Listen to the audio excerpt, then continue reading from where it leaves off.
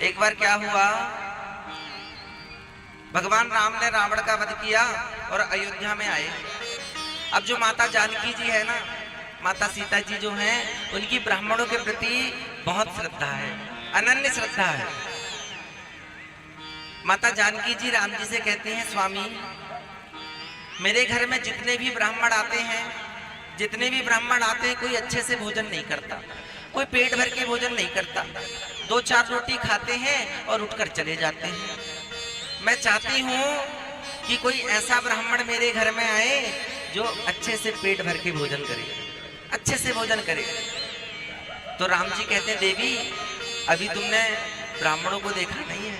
हाँ, अभी तुमने ब्राह्मणों को देखा नहीं है, लेकिन जानकी जी कहती हैं, कोई ऐसा ब्राह्मण आप बुलाओ जो कम से कम प्रेम से भोजन तो करे, अच्छे से भोजन करे।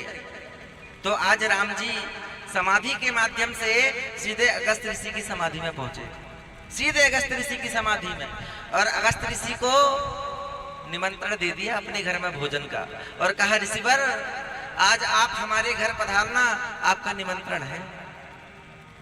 अगस्त जी ने कहा, जो आज्ञा प्रभु, जैसी आपकी इच्छा।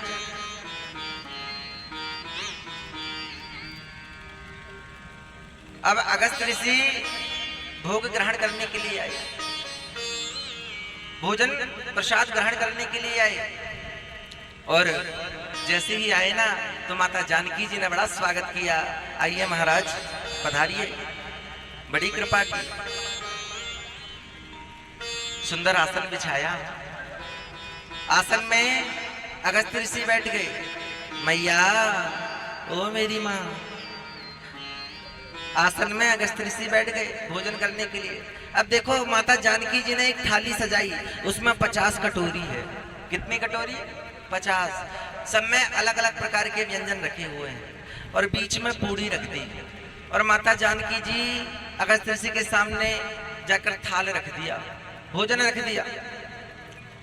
और जैसे ही भोजन रखा ना, अब अगस्त ऋषि ने थाली को देखा और मन में सोच रहे, इतनी छोटी छोटी कटोरी, इसको आंख में डालूं कि नाक में डालूं कि कान में डालूं, कहाँ डालूं? अगस्त ऋषि कहते हैं, देखो मैया, अगर भोजन कराना है ना तो अच्छे से कराओ। माता जानकी जी को बड़ी खुशी हुई कि इतने दिनों बाद चलो कोई अच्छे से भोजन करने वाला तो आया, कोई प्रेम से भोजन करने वाला तो आया।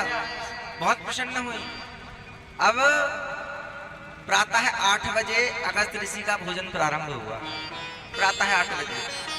रात्रि के 8 बज गए भोजन करते करते अगस्त ऋषि का। अब विश्राम गति से भोजन चल रहा है। माता जानकी जी इधर पूड़ी रख के जाती और लौट कर आती थाली साफ, बिल्कुल थाली साफ। अब माता जानकी जी पसीना पसीना हो गई। 1 दिन हुआ, 2 दिन हो गए, अब विश्राम गति से भोजन चल रहा है अगस्त जी का। माता जानकी जी पसीना पसीना हो गई, तो देखो रिद्धि सिद्धि को बुलाया, रिद्धि सिद्धि आई। अब रिद्धि सिद्धि पूड़ी बेल रही हैं और माता जानकी जी परसते जा रही हैं अगस्त ऋषि को।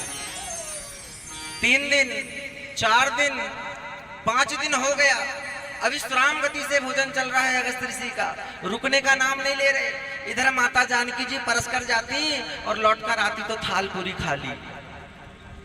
अब रिद्धि सिद्धि भी परेशान हो गई, पसीने पसीने हो गई, तो नवनिधि को बुलाया, गणेश जी को बुलाया। अब देखो नवनिधि पूड़ी बेल रही है, गणेश जी पूड़ी निकाल रहे हैं और माता जानकी जी भोजन परसते जा रही है। 6 दिन, 7 दिन, 8 दिन हो गए, अब विश्राम गति से भोजन चल रहा है अगस्त ऋषि का, रुकने का नाम नहीं ले रहे। इधर माता जानकी जी परस के जाती और लौट कर आती तो सब स्वाहा, सब स्वाहा। जानकी जी आई और जानकी जी कहती है, ऋषिवर जब आधा भोजन हो जाए तो पानी पी लेना चाहिए, जब आधा भोजन हो जाए ना तो पानी पी लेना चाहिए। तो अगस्त ऋषि कहते हैं, मैया आप चिंता मत करो, जब आधा हो जाएगा तो पानी पी लेंगे, आप चिंता मत करो। तो जानकी जी कहती, हे भगवान ये कैसा ऋषि है, 8 दिन से भोजन कर रहा है, अभी आधा भोजन नहीं हुआ। 10 दिन हो गए, अब विश्राम गति से अगस्त ऋषि प्रसाद पा रहे हैं। अब माता जानकी जी ने तो सोचा, अच्छा ऋषि आया भैया मेरे घर में, इसने तो मेरी श्रद्धा की टांग तोड़ के रख दी। हाँ, 10 दिन से हो गए, आधा भोजन नहीं हुआ अभी। राम जी के पास में गई और कहती है, स्वामी ये कैसा संत आपने बुला के लाए हैं, 10 दिन से भोजन कर रहे हैं, अभी इनका आधा भोजन नहीं हुआ। तो राम जी कहते हैं, देवी तुम ही तो कहती थी ना कि कोई ऐसा ब्राह्मण बुलाओ जो अच्छे से भोजन करे, अब कराओ भोजन, अब क्यों हमारे पास आई हो? तो जानकी जी कहती है, प्रभु मैंने ऐसा भी नहीं कहा था कि ऐसा ब्राह्मण आए जो 10 दिन से कंटिन्यू भोजन चल रहा है। तो राम जी ने इशारे से अगस्त ऋषि से कहा कि ऋषिवर बस करिए। अब जैसे ही माता जानकी जी पूड़ी परसने आई तो अगस्त ऋषि ने कह दिया कि अब हमारा आधा भोजन हो गया, अब जल लेकर आइए, जल लाइए। तो माता जानकी जी ने हाथ जोड़ लिया और कहा, ऋषिवर हमारे घर में जल की व्यवस्था नहीं है। हाँ, अगर 1-2 लोटा 1-2 घड़े से काम चलता तो ठीक, अब जो इतना भोजन करता उसके लिए जल भी तो 4-5 टैंकर से चाहिए। हाँ, तो सीता जी ने कह दिया कि हमारे घर में जल की व्यवस्था नहीं है, क्षमा करना। तो राम जी ने कहा, ऋषिवर आप तो संत हैं, आप एक युग में भोजन करो और दूसरे युग में जलपान करना। जब द्वापर युग आएगा, इंद्र जब क्रोध होकर वर्षा करेगा तो जितना भी वर्षा का जल है वो सब आप ग्रहण कर जाना। तो अगस्त ऋषि ने कहा, ठीक है, हमारे लिए कौन सी बड़ी बात है, एक समाधि लगाएंगे तो दूसरा युग आ जाएगा। वही अगस्त ऋषि आज भगवान के ध्यान करने पर गिरिराज महाराज के कोने पर बैठ गए और अंजलि में सारा जलपान कर गए। जितना भी उन्होंने